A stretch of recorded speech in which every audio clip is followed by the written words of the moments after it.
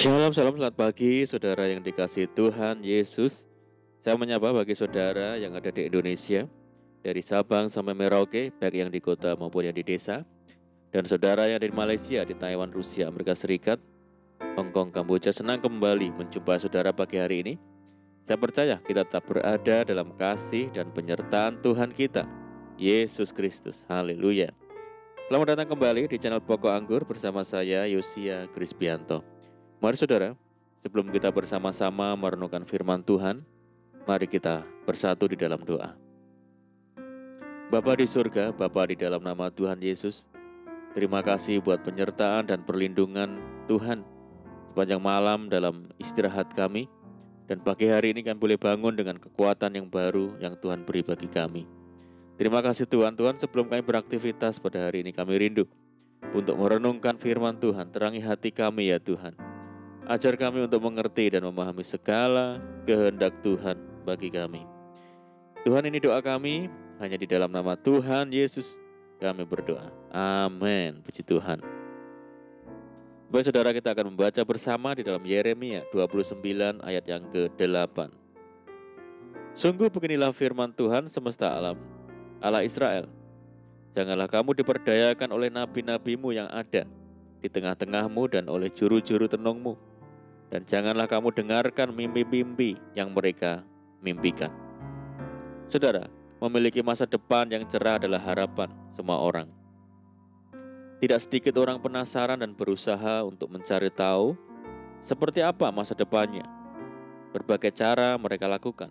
Ada yang nekat pergi ke dukun atau peramal. Ada yang percaya pada tanda-tanda di tubuh seperti garis tangan atau tahi lalat. Dan ada juga yang percaya pada ramalan bintang dan siu. Situasi yang demikian menjadi kesempatan emas bagi para nabi palsu, tukang-tukang tenung, dukun, dan juru ramal untuk melancarkan aksinya. Firman Tuhan berkata, sebab mereka bernubuat palsu kepadamu demi namaku. Aku tidak mengutus mereka. Demikianlah firman Tuhan. Secara garis besar, perjalanan hidup setiap orang melewati 3 fase waktu, yaitu masa lalu, masa sekarang, dan masa yang akan datang atau masa depan saudara. Setiap orang tentunya memiliki masa lalu yang berbeda-beda. Ada suka, ada duka, ada manis, ada pahit, ada keberhasilan atau mungkin penuh dengan kegagalan. Tak bisa dipungkiri bahwa masa lalu seseorang dapat mempengaruhi kehidupannya di masa sekarang. Namun kehidupannya di masa depan sesungguhnya tidak ditentukan oleh masa lalu, tapi sangat ditentukan oleh kehidupannya di masa sekarang atau saat ini saudara. Ada orang yang punya masa lalu sangat buruk, namun ketika ia membuat keputusan untuk hidup berubah, mengikuti jalan Tuhan dan senantiasa mengandalkan Tuhan, hidupnya pun dipulihkan dan beroleh masa depan yang baik.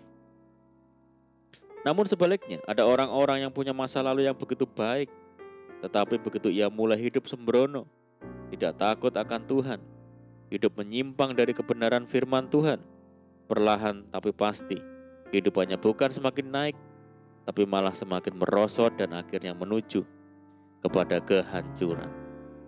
Saudara, jangan pernah kita membangga-banggakan masa lalu kita.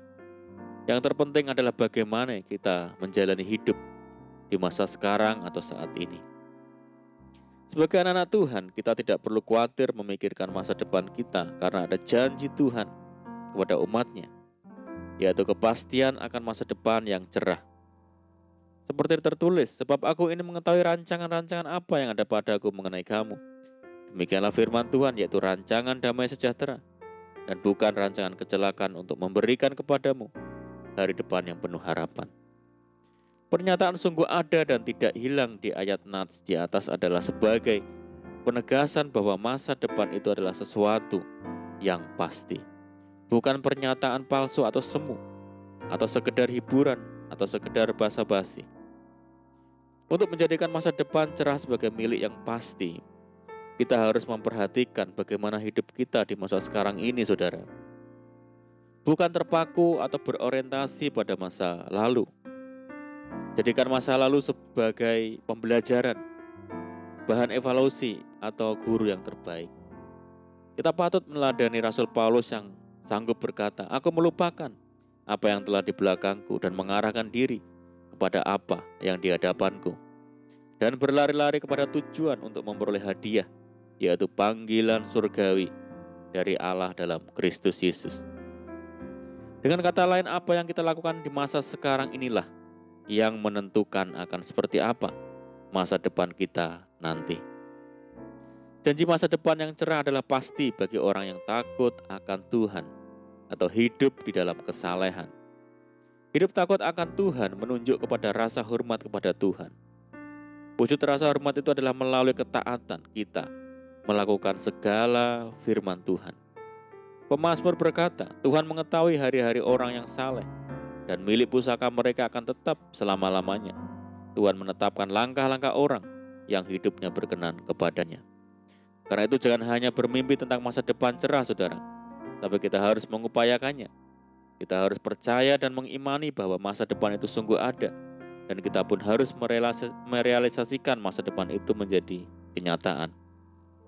Kita harus ingat bahwa iman tanpa perbuatan pada hakikatnya adalah mati.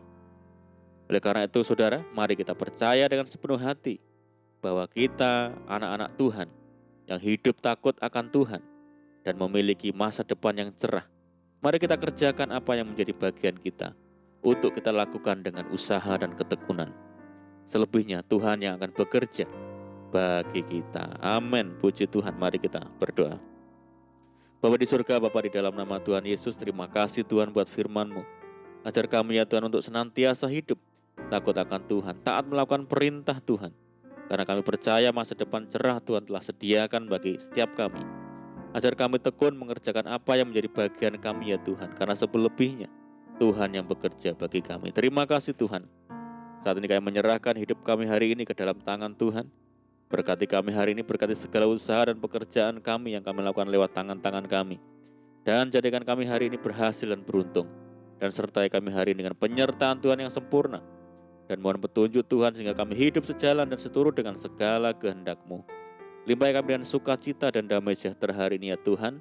Dan jauhkan kami dari segala malapetaka. Berdoa bagi kesejahteraan kota kami, desa kami, daerah kami, dan bangsa kami. Saat ini menghadapi pandemi COVID-19, mari Tuhan berkati daerah kami, pulihkan negeri kami. Ini doa kami ya Tuhan, kami percaya Tuhan mendengar seruan doa kami. Hanya di dalam nama Tuhan Yesus Kristus kami berdoa. Amin. Puji Tuhan saudara, kita sudah berdoa, kita percaya penyertaan Tuhan selalu ada bagi kita hari ini. Mari kita tetap mengandalkan Tuhan dan tetap semangat di dalam Tuhan. Saya ucapkan selamat pagi, selamat beraktivitas. Doa saya menyertai saudara semua. Tuhan Yesus memberkati. Haleluya.